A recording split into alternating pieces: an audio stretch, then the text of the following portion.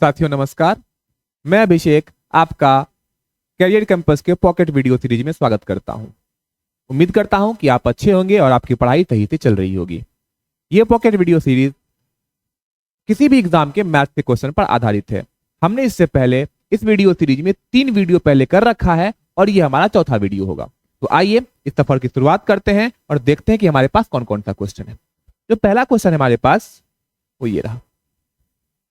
शांतनु की आय 42,800 से घटकर 37,236 हो गई। एक व्यक्ति था शांतनु जिसकी पहले आय कितनी थी?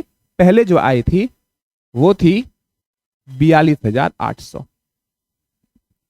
बाद में आय कितनी हो गई? बाद में आय हो गई इसकी 37,236।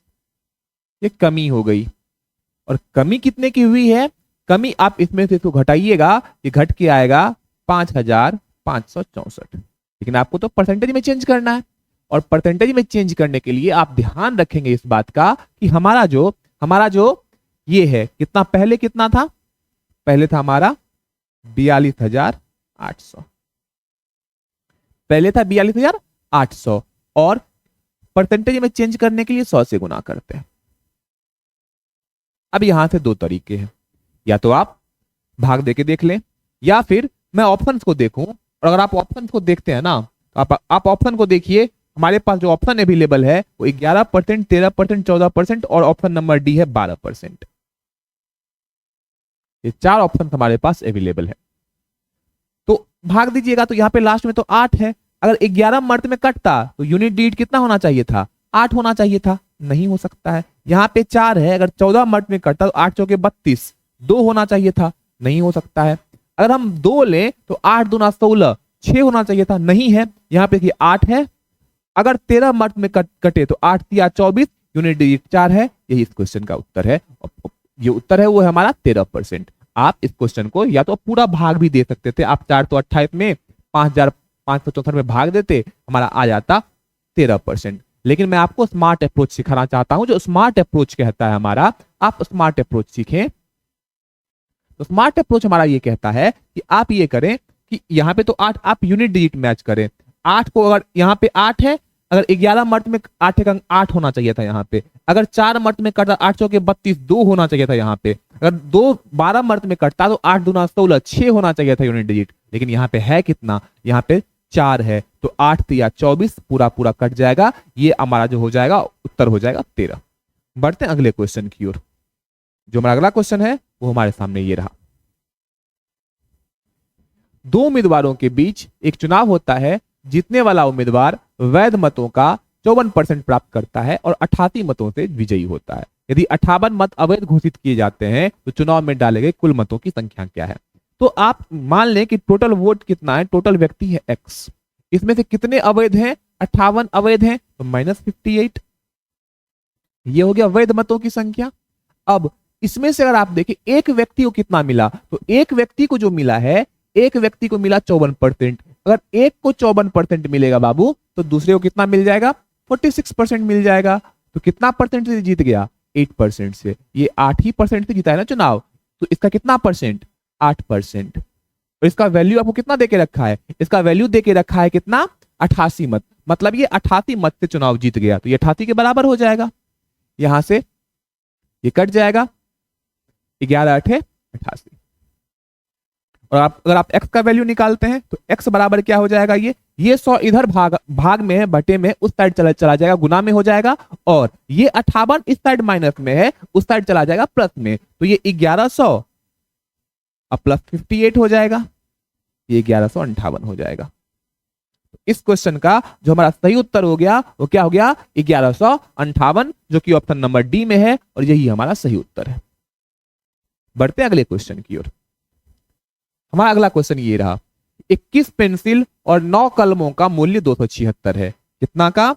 21 पेंसिल प्लस 9 पेन का टोटल मूल्य कितना है? 276। उसके बाद 6 पेंसिल और 3 कलम का मूल्य आपको दिया हुआ है 84। आपको इसे सॉल्व करना है। आपसे एक पेंसिल और एक पेन का मूल्य पूछा जा रहा है। सबसे आसान क्या होगा कि आप देखें, आप यहाँ पे 9 पेन है, यहाँ पे 3 है। पेन को हम अगर पेन को हटाते हैं तो कितना से गुना करना पड़ेगा? 3 से। आप 3 से गुना कर दीजिए। अगर आप 3 से गुना कर देते हैं तो 3 3 या 9 पेन घटाएंगे, पेन से पेन खत्म हो जाएगा। यहाँ पे 21 पेंसिल है, यहाँ पे 18 पेंसिल हो जाएगा, तो घटा देंगे तो कितना पेंसिल बच जाएगा? 3 पेंसिल। और यहाँ पे कितना था? 276। और यहाँ पे 4 तिया 12 और 8 तिया 24, 1 25, यहाँ पे बच जाएगा 24। तो 3 पेंसिल का मूल्य कितना हो गया? 24। तो एक पेंसिल का मूल्य बाबू कितना हो गया? 8। कोई दिक्कत होनी नहीं चाहिए आपको कि एक पेंसिल का मूल्य कितना निकल जाएगा? 8 निकल जाएगा। अब अगर एक पेंसिल का मूल्य 8 निकल गया, हमें क्या निकालना? एक पेन का भी तो मूल्य चाहिए। आप यहाँ पे देख, अगर एक पेंसिल का मूल्य 8 रुपया, तो 6 पेंसिल का मूल्य कितना हो जाएगा? 48 plus 3 pen is equal to कितना दिया हुआ है? 84।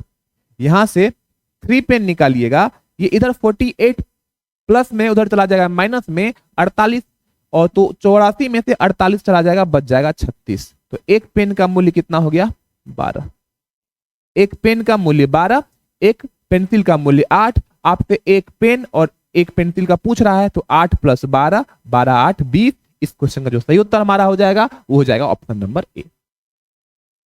तो उम्मीद करता हूं कि आपको ये चीज पसंद आया होगा, अच्छा लगा होगा, समझ में आई होगी बात। समझ में ना आए तो आप रिपीट मोड पे देख सकते हैं, या आप वीडियो को पॉज करके आंसर दे सकते हैं। बढ़ते हैं हम अगले क्वेश्चन की ओर। जो हमारा अगला क्वेश्चन है वो हमारे सामने ये रहा। वर्ष 2000 में मोनू की आयु उसके बहन की आयु की 3 गुनी थी। कितनी गुनी थी? 3 गुनी थी। 3 गुनी थी, तो अगर मोनू की आयु और उसके बहन की आयु हम रेशियो में ले, तो क्या ये 1:3 नहीं हो जाएगा? अगर सिस्टर की आयु को हम 1 ले ले, इसकी 3 गुनी हो जाएगी। ठीक है। अब बोल रहा है वर्ष 2010 में उसकी आयु उसकी बहन की आयु से 24 वर्ष अधिक था। देखिए, आप इस चीज का ध्यान रखेंगे कि दो व्यक्तियों की जो आयु का डिफरेंस होता है वो जिंदगी भर सेम होता है। अगर सपोज करिए कि आपके और आपके बहन की आयु का डिफरेंस आज 10 वर्ष है, तो आज के से 15 साल बाद भी दोनों के एज का जो डिफरेंस होगा वो 10 वर्ष ही होगा। जब भी आप निकालेंगे तो एज का डिफरेंस हमेशा क्या होना चाहिए? बराबर होना चाहिए। एज का डिफरेंस बराबर होता है हमेशा। एज का डिफरेंस हमेशा बराबर होता है। और अगर आप इसे देखें तो यहां पे देखें, यहां पे 3 और 1 अंतर कितने का? 2 का। अगर अंतर ये 2 का है, आपसे क्वेश्चन में कितना दिया हुआ है? 24 वर्ष अधिक है। कितना गुना हो जाएगा? 12 गुना हो जाएगा। तो 12 तिया 36। तो मोनू की एज ये हम कब निकाले हैं? 2000 में। मोनू की एज 2000 में कितनी थी? 2000 में थी 36 वर्ष। 2000 में 36 वर्ष थी। लेकिन आपसे कब पूछा है? 2010 में। 10 साल के बाद ऐड कर दीजिए 10, कितना हो जाएगा? 46 ईयर्स। और इसका जो सही उत्तर हमारा हो जाएगा वो हो जाएगा 46 ईयर, जो कि ऑप्शन नंबर सी है, यही उत्तर हो जाएगा। बढ़ते हैं अगले क्वेश्चन की ओर। आपको ये क्वेश्चन समझ में आ गया होगा, तो आगे बढ़ते हैं। 200 छात्रों की एक कक्षा में 50 छात्रों के औसत अंक 40 हैं। टोटल 200 छात्र हैं, उसमें से कितने पहले 50 और बाद में कितने? 150। आप संख्या का रेशियो ले सकते हैं। जब भी आपको ये औसत वाला क्वेश्चन आए, आप क्या करेंगे? संख्या का रेशियो ले लेंगे। पहले कितना था? 50 और बाद में कितना? 150। तो रेशियो क्या हो गया? 1:3। मैं वेटेड एवरेज पे बात करता हूं, आप वेटेड एवरेज में संख्या के का रेशियो ले सकते हैं। तो कितना हो गया? 1:3। पहले 50 का कितना है? 40। तो यहाँ पे 40 और से कितना है? 60। तो यहाँ पे 60। आप यहाँ से वेटेड एवरेज लगाएं। 40 सेकंड 40 प्लस 60 तिया 180। क्योंकि आपको एवरेज निकालना है, अगर आपको एवरेज निकालना, टोटल संख्या के भाग दे दीजिए 3 1 4। तो 80 और 40 220 बटा 4 55। इस क्वेश्चन का तो सही उत्तर हमारा हो जाएगा वो हो जाएगा 55। ये आपका इस क्वेश्चन करने के लिए बेस्ट अप्रोच होगा। ये बेस्ट अप्रोच है इस क्वेश्चन को करने का।